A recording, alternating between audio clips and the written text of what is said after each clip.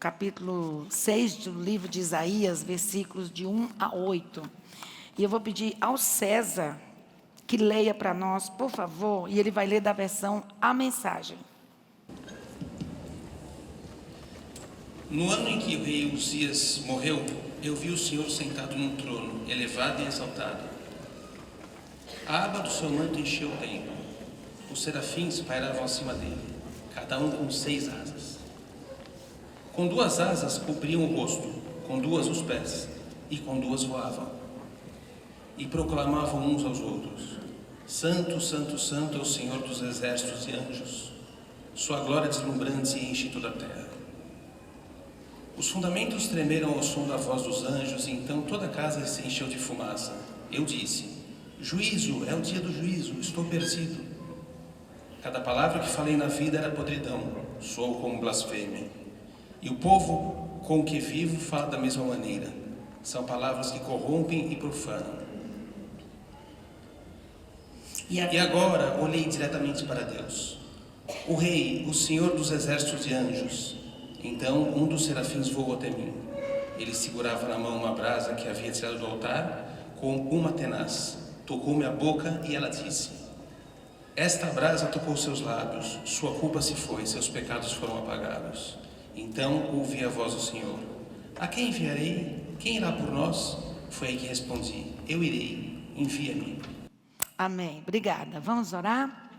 Senhor, nesta hora que nós abrimos a Tua palavra, eu te peço em nome de Jesus que cada palavra que vai ser proferida aqui, cada pensamento meu esteja preso a Ti, cada pensamento aqui neste auditório esteja preso a Ti, e que nós possamos construir um mundo melhor para nós e para as pessoas ao nosso redor, através das nossas palavras.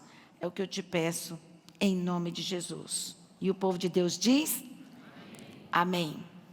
Essa passagem, creio que a maioria das pessoas que são cristãs há algum tempo, já foi lida várias vezes por vocês, já foi lida por mim. Eu tenho a impressão que eu já preguei nessa passagem 2 vezes, não me lembro mais o que foi que eu preguei, porque a gente não volta naquilo que a gente pregou e prega novamente. Mas ela tomou um significado muito diferente para mim nesse último ano. Às vezes eu me questionava muito por quê. Primeiro, eu questionava essa visão, o anjo com um monte de asa e cobrindo os pés, e o manto desse anjo cobria, as vestes cobriam o templo, e eu ficava: o que será isso? Que coisa mais fantasiosa, o que será isso? E hoje, depois de muitos anos passados, desde a primeira vez que eu tive contato com essa passagem, eu consegui ter uma nova visão dessa visão, uma nova visão desses versículos, uma nova interpretação. Vocês sabem que nenhuma pregação é fixa. A maioria das pregações, das mensagens que vocês ouvem no rádio, na TV, são interpretações, porque a Bíblia é de livre interpretação. Então eu vou tentar, dentro de minha nova visão sobre esses versículos, conversar com vocês um pouco sobre a visão e sobre um questionamento meu. Porque será que o anjo tocou com uma brasa os lábios do profeta Isaías? Por que será que o anjo tocou os lábios? Por que o anjo não tocou o coração? Por que o anjo não tocou os pés? Já que depois o profeta diz: envia-me, estou aqui, Senhor, me envia. Por que ele não tocou os pés? Por que ele não tocou as mãos? Porque foi justamente os lábios. Primeiro eu queria dar um feedback para vocês, um pano de fundo, sobre esse rei. Quem é esse rei Uzias? Que o profeta ficou tão tocado, teve um encontro tão poderoso com Deus, a ponto de ser modificado. O rei Uzias era um rei famoso, ele era um grande engenheiro, ele fazia engenhocas, fez aquelas plataformas que jogavam pedras nos outros fortes na guerra. Ele era muito poderoso, ele era muito inteligente, porém, naquela época, só acendia incenso no altar, só liderava o culto a Deus, só lideravam os profetas, porque naquela época os profetas tinham o ministério de serem os mediadores entre Deus e os homens, diferentemente de hoje. Hebreus 1 diz que hoje Deus nos fala através de Jesus, mas antigamente, antes da vinda de Jesus, eram os profetas que falavam para nós aquilo que Deus queria falar com os homens. Os homens não tinham acesso direto a Deus, e Jesus veio e quebrou essa burocracia. Então, Uzias, como era muito famoso, muito inteligente, um rei muito poderoso, pensou assim: eu não preciso de profeta, eu vou queimar incenso no altar de Deus. E diz a Bíblia que por isso Uzias pegou lepra, foi amaldiçoado e morreu sozinho no palácio, porque naquela época, quando a pessoa era leprosa, ela era inclusive afastada da comunidade, afastada da cidade, para não pegar nos outros, não tinha cura, e morreu sozinho. Por que então que o profeta Isaías foi tão impactado com a morte do rei Uzias? Outro questionamento meu: se ele era uma pessoa tão isolada por Deus, por que o profeta ficou tão impactado? Aí me vieram alguns questionamentos, algumas possíveis respostas. A Bíblia também nos diz que é melhor nós estarmos na casa do choro, quando morre alguém, num velório, do que numa casa que tem festa de aniversário. E eu fiquei me questionando por quê.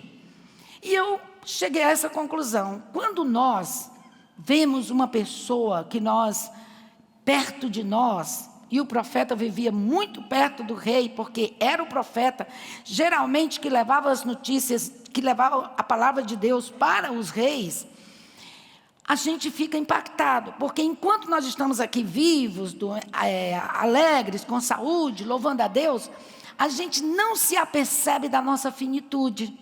A gente não se percebe que o tempo passa rápido, até chegar na minha idade. A gente não se percebe que um dia a gente vai morrer, que um dia a gente vai parar as atividades que a gente sempre fez com força.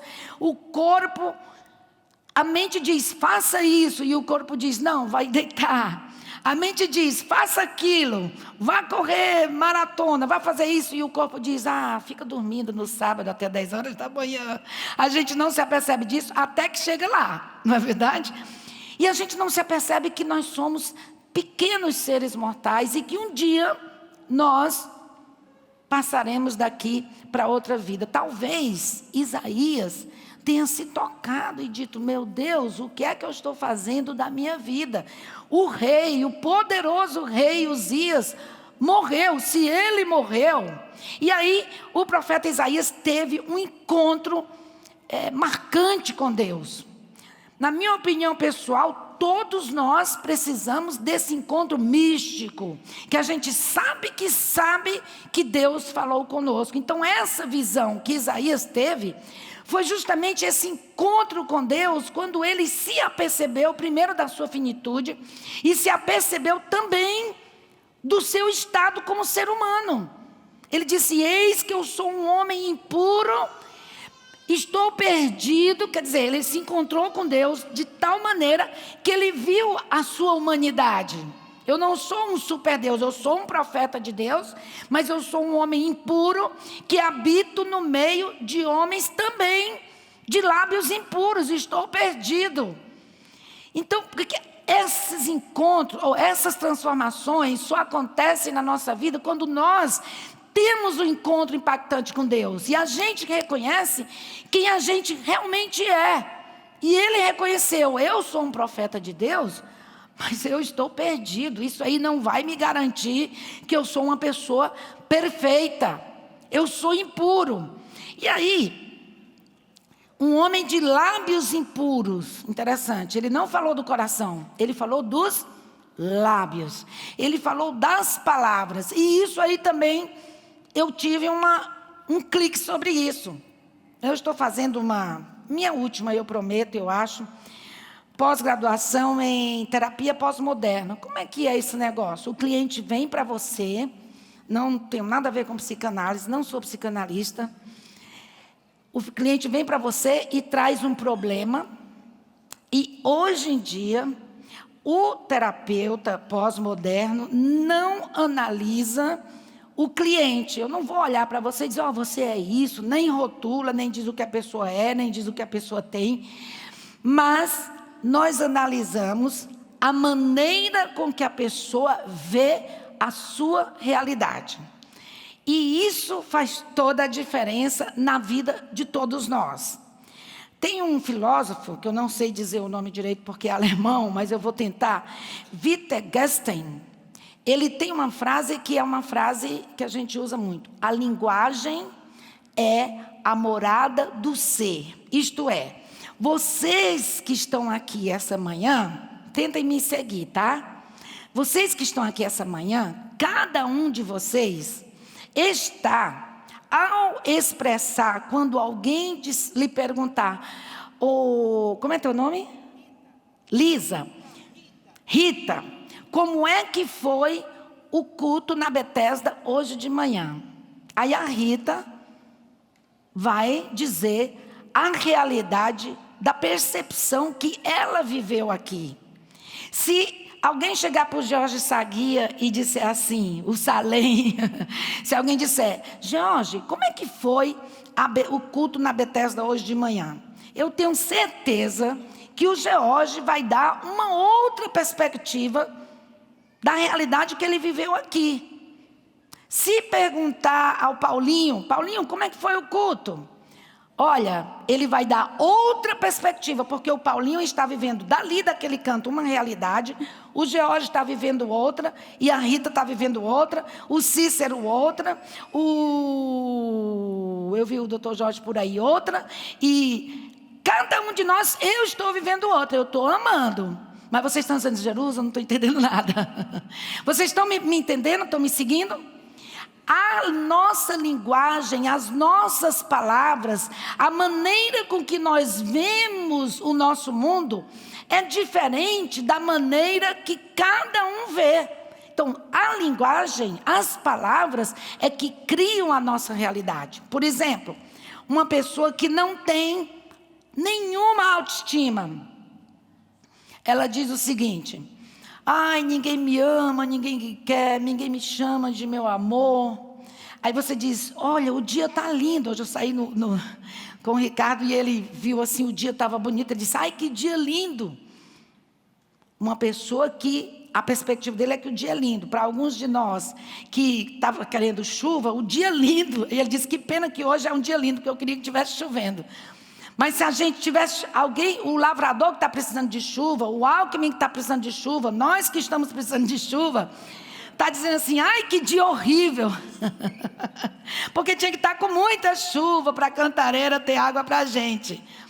Mas uma pessoa que não tem autoestima, mesmo que não esteja precisando de chuva, o dia pode estar com um sol lindo. Em vez dela pensar na vitamina D que ela vai ganhar com o sol na pele, ela, ai, que sol horrível, eu queria estar num lugar que tivesse 3 graus a menos. Aí uma pessoa deprimida, você diz assim, ai, que uma pessoa que não tem autoestima, você diz, ai, que vestido lindo. Aí ela diz, ai, é tão velhinho, comprei na Zé Paulino por R$10. Eu geralmente digo para as mulheres, eu não estou perguntando onde você comprou, nem se é velho, nem se é novo, e nem quanto custou. Eu só estou dizendo que é bonito. Uma pessoa que tem autoestima boa, diz assim, obrigada. Ai, que cabelo lindo. Ai, está tão sujo. Você nem imagina, está oleoso. Então, a pessoa sempre vê o lado negativo. E as suas palavras também serão negativas. E as suas palavras, a sua linguagem, a linguagem que habita nela, vai criar um mundo ao seu redor e dentro dela sombrio. Por isso que o anjo tocou os lábios de Isaías, do profeta Isaías, porque a Bíblia nos diz que a boca só fala daquilo que está cheio o seu coração. Que a gente poderia usar o seu pensamento. Então, os pensamentos eles guiam as nossas emoções, que por sua vez guiam os nossos comportamentos. Então, quando Isaías diz, ai de mim, estou perdido, que sou um homem de lábios impuros, não eram só impuros os lábios de Isaías, eram impuros também e ruins os pensamentos dele. E aí, no capítulo 15 de Mateus, os discípulos não lavaram as mãos e Jesus se depara com um questionamento dos fariseus, os mestres da lei. Por que os seus discípulos não estão seguindo as leis? Por que eles não estão... Olha o que é que eles estavam preocupados. Os discípulos não haviam lavado as mãos antes de partir o pão. Por que eles não lavaram as mãos? E aí Jesus dá uma lavada neles e diz assim: vocês são uns hipócritas. Vocês estão preocupados com coisas pequenas, quando na verdade vocês estão abandonando os pais de vocês. E aí no versículo de número 16, Pedro disse assim: Senhor, explica mais um pouco que a gente não está entendendo. Jesus falou uma parábola, que não é o nosso foco aqui. E Pedro disse: explica mais para a gente. E aí Jesus disse, no versículo 16, você também não entendeu? Você não sabe que o que se comer é digerido no estômago e depois é eliminado? Mas o que vem da boca, o que vem dos lábios, sai do coração, e é do coração que vomitamos maus pensamentos, assassinato, adultério, imoralidade, roubo, mentira e calúnia. Essa é a verdadeira impureza. Não é você deixar. Aí diz assim, no versículo 20, é isso que contamina. Comer ou deixar de comer alguns alimentos, lavar ou não as mãos, seguir ou não, agora sou eu que estou dizendo, regras de igreja, não é o que contamina. Isso não tem importância. O mais importante é que você consiga limpar, que você consiga modificar os seus pensamentos, porque é de lá que a gente vomita tudo. Vocês viram a frase de um filósofo, Wittgenstein, que disse assim: a linguagem é a morada do ser. Isto é, porque eu vou construir o meu mundo e vou construir o seu mundo, nós vamos construir o nosso mundo a partir da nossa palavra. Mas a nossa palavra vem a partir do que a gente pensa. E os nossos comportamentos serão exatamente da maneira que nós pensamos. Uma das coisas que a gente pode aprender desse versículo que é mais fácil, do versículo 15 de Mateus 15, versículo 16, é mais fácil nós nos importarmos em limparmos o nosso exterior. É mais fácil, eu já fui de uma igreja que proibia usar calça comprida, se maquiar, pintar as unhas, ir para a praia, jogar futebol, tinha que ter o cabelo grande, não podia cortar a franja. É muito mais fácil. Aí eu dizia, isso é fácil, vamos lá. Então eu usava com cabelão, usava saião, usava saia, usava manga comprida, não pintava as unhas. Mas o meu coração, ou o coração de cada um que só faz o exterior, continuava a mesma coisa. A mesma Jerusa egoísta, a mesma Jerusa raivosa, iracunda, rebelde, principalmente contra essas leis. Às vezes a gente se preocupa tanto com os rituais exteriores e o nosso coração está contaminado. Por isso que o anjo tocou os lábios do profeta Isaías. A Bíblia nos diz que o homem só fala aquilo que o coração está cheio. A boca só fala aquilo que está no seu coração. E tem pessoas que têm um coração que só semeia divisões, que tem um coração cheio de inveja, cheio de malícia, cheio de ira. Uma pessoa irada, com tudo ela fica irada. A Bíblia também nos fala que os olhos maus só veem coisas más, mas não são os olhos maus, são os pensamentos de cada um de nós. A maneira como nós pensamos faz com que nós vejamos certas coisas. Nós precisamos purificar o nosso coração. Não são os nossos lábios. Se nós queremos realmente mostrar Deus ao mundo. Foi isso que aconteceu com o profeta Isaías. Mas para isso você precisa ter um encontro. Quando eu digo, porque me incomoda muito. Desculpa eu dizer isso. Os cristãos atuais me incomodam muito. Porque a gente tem o nosso ritualzinho. Eu escolho domingo X para ir para a igreja, hora X para ir para a igreja. Tem gente que vem na quinta e no domingo, tem gente que vem uma vez por mês, tem gente que vem uma vez a cada 2 meses, tem gente que diz que é crente, mas não vai à igreja. Mas é o nosso ritual. Mas e aí? Isso me incomoda. Me incomoda o conceito de que só existe um Deus dentro de mim. Me incomoda. Pode ser que seja certo esse conceito, mas a mim incomoda. Porque um Deus só dentro de mim, ele se torna muito eu, muito meu. Assim, um Deus dentro de mim.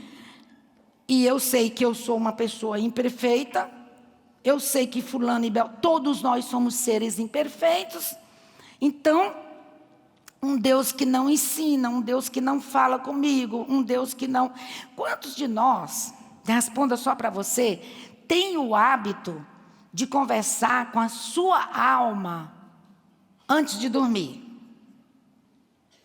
E de dizer, como o salmista Davi vivia conversando com a alma dele, porque te abates dentro de mim, minha alma.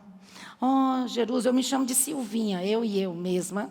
Eu, Irene, depois me chamo de Silvinha. Eu digo, Silvinha, como é que está a sua alma? Como é que você está? Porque eu aprendi com um ex-psicólogo meu, que era junguiano, que você sonha todos os dias. Mas raramente, se você se lembra raramente dos seus sonhos, é porque você não está em contato com a sua alma. Então, todas as noites, quando eu ia dormir, eu tinha que conversar comigo mesmo, porque eu tinha que levar meus sonhos para ele. Agora estou noutra, mas... eu já estou noutra. Mas, porque fazer terapia no dia que eu não sonhava? Não tinha terapia, né? Então, eu sonhava, mas no dia que eu não me lembrava. Mas eu peguei esse hábito legal, de todos os dias, fazer um carinhozinho na sua própria alma. Amaciar sua alma, conversar com ela. Mas se você não conversa com Deus, como é que você sabe que você está tendo uma comunhão com Ele? Se você não lê a sua Bíblia, como é que você sabe o que Deus espera de você? No bom sentido, porque a Bíblia diz que a vontade de Deus para nossas vidas é sempre boa, perfeita e agradável. Mas a gente conversa com Deus, não é para poder saber, Senhor, o que é que eu faço amanhã? Senhor, qual a tua vontade para depois da manhã? Mas porque Ele é o nosso melhor amigo. A Bíblia diz que Ele é o amante da nossa alma. Como que eu tenho um namorado e não converso com ele todo dia? Quando a gente está apaixonado é bom demais, né? A gente fica contando as horas e a gente se arruma. E a gente fica... hoje em dia não tem mais portão, né? É apartamento. No meu tempo a gente ficava no portão. Aí quando o carro aparecia lá na esquina, a gente ficava, será que eu coloquei perfume? É muito bom estar apaixonada. A gente quer ver a pessoa o tempo todo. A pessoa vai embora, a gente puxa outro assunto para a pessoa continuar. Aí vocês já notaram quando a gente faz uma reunião de oração aqui na igreja, eu coloco de propósito de 4 em 4 para orar. Não dá 1 minuto, está todo mundo calado já. Aí o Joel diz assim, Jerusa, vamos tocar, porque o pessoal já está calado. Eu digo, não, deixa eles falarem mais. 1 minuto deu para você falar com as pessoas, deu para você orar pelas pessoas, deu para você falar com Deus. E quando a gente se ajoelha para orar, que também não precisaria se ajoelhar, porque pode doer, mas ou quando você senta, ou quando você deita, aí você diz, Senhor, muito obrigada pelo dia, e no outro dia de manhã, bom dia, Deus, porque você não tem costume de exercer essa comunhão, essa amizade, esse amor com esse Deus que está com você todos os segundos da sua vida. Nós não temos isso. E o que eu gostei no profeta Isaías foi que ele ficou tão impactado que ele viu com a asa cobrindo o pé, com a asa ele viu, e aí ele disse, meu Deus, eu estou perdido. Olha que homem de pensamentos terríveis que eu sou, porque talvez ele tenha pensado, ai que bom que esse rei morreu, porque a gente vai ter um rei melhor. Eu sei lá, às vezes não passam as loucuras na cabeça da gente, não é verdade? Então, precisamos purificar o nosso coração.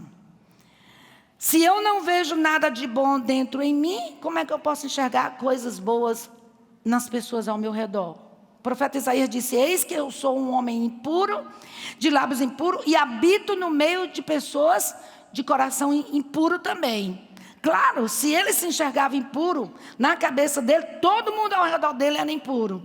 Quando a gente não se ama, quando a gente não gosta do que vê dentro de nós, a gente também não consegue gostar das pessoas ao nosso redor. E a gente só vê coisa ruim. Você conhece gente que vive tramando maldades?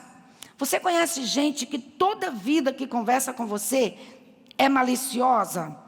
Você conhece pessoas que você pega na mentira descaradamente? Como diz o cearense, que não sustenta sentado o que disse... Não, é o contrário, né? Que não sustenta em pé o que disse sentado. Eu conheço gente assim. Você conhece pessoas que só vivem para caluniar o outro? Você viu o que fulano fez? Você viu o que fulano não fez? Você viu isso? Você é aquela pessoa que joga meias verdades. Palavras que atiçam o seu coração, mas que não tem coragem de assumir que está falando mal de você. Ou quando uma pessoa vem para você e diz assim, você viu que fulano disse? Aí a pessoa faz assim. Como querendo dizer, você viu? Eu não vou dizer nada. Mas também eu não vou defender. Não é verdade? Não sei. Sabe aquela pessoa que diz, não sei, sabe que eu não sei? Muito pelo contrário, eu só sei que eu não sei de nada, porque não quer se envolver, mas quer falar. Sabe por que nós precisamos de uma brasa viva que queime a nossa língua? Para purificar o nosso coração. Apocalipse 21, versículo de número 8, diz assim, que essas pessoas, os indiferentes, os descrentes, os degenerados, os assassinos, os comerciantes de sexo, os feiticeiros, os idólatras e todos os mentirosos. Quer dizer, pode ser que sejam alguns feiticeiros, alguns idólatras, mas todos os mentirosos ao lago de fogo e enxofre, a segunda morte. Também tem uma nova visão dessa segunda morte. É que muitas vezes nós pensamos que nós já nos convertemos, você um dia foi à frente, ou você um dia disse no seu coração, eu quero esse Deus no meu coração, eu quero aceitar a Jesus como meu único e suficiente Salvador, mas você, como diz a Bíblia, não trabalhou a sua salvação, você não cresceu, você não mudou ali 2, 3 meses, mas depois você voltou a ser a mesma pessoa. Impura, de coração impuro, e às vezes nós vimos a igreja aqui no domingo, mas quando sai de segunda a sábado, a nossa vida é como se nós não tivéssemos Deus no coração. A gente grita, a gente que eu digo assim, em geral, né? As pessoas gritam, as pessoas mentem, as pessoas tramam maldade umas contra as outras, as pessoas fazem malícia, e quando essa palavra assassino, Jesus diz assim, está escrito, não matarás, eu porém te digo, aquele que odeia o seu irmão no seu coração, já é assassino. Então essa palavra assassino, não é que você só mata a pessoa com um tiro, com uma facada, com um acidente de carro. É quando você mata a pessoa no seu coração. E aí, quando diz assim, para esses há um lago que arde com fogo e enxofre. Isto é, você ainda não experimentou a verdadeira vida com Cristo. Você ainda não experimentou uma transformação através de um impacto que você teve, de um encontro impactante com Deus. Eu me convenci que Jesus é o melhor para mim. Mas as suas atitudes não mostram, você não mudou quase nada. A única coisa que vem nos cultos nos domingos, ou nas quintas, ou uma vez por mês. E por todo o Novo Testamento a gente vê Deus nos admoestando exatamente sobre a língua e sobre a mentira. Ele diz, aquele que mentia, não minta mais. Se você se converteu, tome cuidado com seus pensamentos. Transforme também os seus pensamentos. Ame-se. Ame as pessoas ao seu redor. Ame primeiramente a Deus, mas não mude. E sabe o que me incomoda? Eu não vejo isso em muita gente. Às vezes em mim também. E eu digo, ai Deus, eu estou precisando de novo de uma de um encontro místico, de um encontro impactante, que eu possa ver o que é que precisa mudar mais ainda dentro de mim. Parece, quando você lê a Bíblia, que Deus preza muito a verdade, que Deus preza muito a transparência, que Deus preza muito a pureza de coração. Porque o coração do homem natural é dobre, é cheio de engano, é cheio de dolo, é cheio de mentira. A Bíblia diz: enganoso é o coração do homem, quem o conhecerá? Maldito o homem que confia no homem. Terrível esse versículo. Maldito o ser humano que confia no ser humano. Não é homem do sexo masculino não, tá? E Deus nos admoesta para que a gente não fique cocheando entre dois caminhos. A palavra do cristão tem que ser sim, sim, não, não. Você jura? Não, não vou jurar. Minha velha mãe, que tinha muitos ditados populares legais, dizia assim: olha, Silvinha, não jure. Quem jura mente, quem mente rouba, quem rouba mata, quem mata morre. Eu dizia: mãe, eu juro pela hóstia consagrada. Minha mãe não, ela era católica, morreu já protestante, mas ela foi católica até os 70 e tantos anos. Ela disse: não jure, minha filha. Ela não deixava a gente jurar. Mãe, eu juro pela hóstia consagrada, pela luz que me ilumina, pela minha alma, para poder convencer a ela, porque ela sempre achava que a gente estava falando mentira. Não jure, porque quem jura mente, quem mente rouba, quem rouba mata, quem mata morre. Aí a gente não jurava. Mas a Bíblia também é contra levar o nome de Deus em vão. Não precisa jurar. Tua palavra, você disse isso, vou confiar em você. Você disse que não? É não. Você disse que sim? É sim. Assim tem que ser a nossa vida como cristãos. Tiago 3, versículos 7 a 10 diz assim. Está falando sobre a língua, sobre a palavra. Que pensem bem, vem do pensamento. Não é de assustar, podemos domar uma onça, mas não podemos domar a língua. Ninguém nunca fez isso. A língua é veneno de cobra, uma assassina cruel. Com a língua bendizemos a Deus nosso Pai, com a mesma língua amaldiçoamos homens e mulheres feitos à imagem de Deus. Palavrões, maldições, elogios e bênçãos saem da mesma boca. Aí eu gosto muito dessa versão porque diz: amigos, assim não dá. Já viram uma fonte de água pura num dia, da fonte dar água pura num dia e água imprópria no outro? E eu amo manga, né? E aqui diz um pé de manga, gente, mas o certo é mangueira, tá? Pé de manga não existe. Um pé de manga produz maracujá? Uma laranjeira pode dar banana? É claro que não dá para tirar um copo de água pura de uma poça de lama. Sabe o que é que esses versículos estão nos dizendo? Não dá para tirar palavras boas, palavras curadoras de pensamentos impuros. Então, sabe o que é que a gente precisa? Purificar o quê? Os nossos pensamentos. Aquela brasa viva não era na língua externa, era no coração do profeta. Ô profeta, você vai me representar? Então, meu amigo, vamos começar pelos seus pensamentos. Aí diz, eu acho muito legal, porque Deus também, Ele diz assim: esta brasa tocou seus lábios. Um dos serafins disse isso para ele. Sua culpa se foi, seus pecados foram apagados. Olha que Deus maravilhoso. Se você se deixar impactar pelo seu encontro com Deus, que deve ser diário, a sua culpa, puxa, ontem eu menti, ontem eu falei mal de fulano, ontem eu fiz isso, ontem eu fiz aquilo. Deixe Deus tocar no seu coração. E aqui diz assim: a sua culpa se foi, porque nós não conseguimos viver com culpa. E se nós não somos psicopatas, nós temos culpa todas as vezes que fazemos alguma coisa errada. Todas as vezes que fazemos alguma coisa que prejudica o ser que está ao nosso redor. Aí diz: a sua culpa se foi, seus pecados foram apagados. Aí Deus disse assim: eu quero enviar alguém, eu quero que alguém fale por mim, eu quero que alguém me represente. A quem eu vou enviar?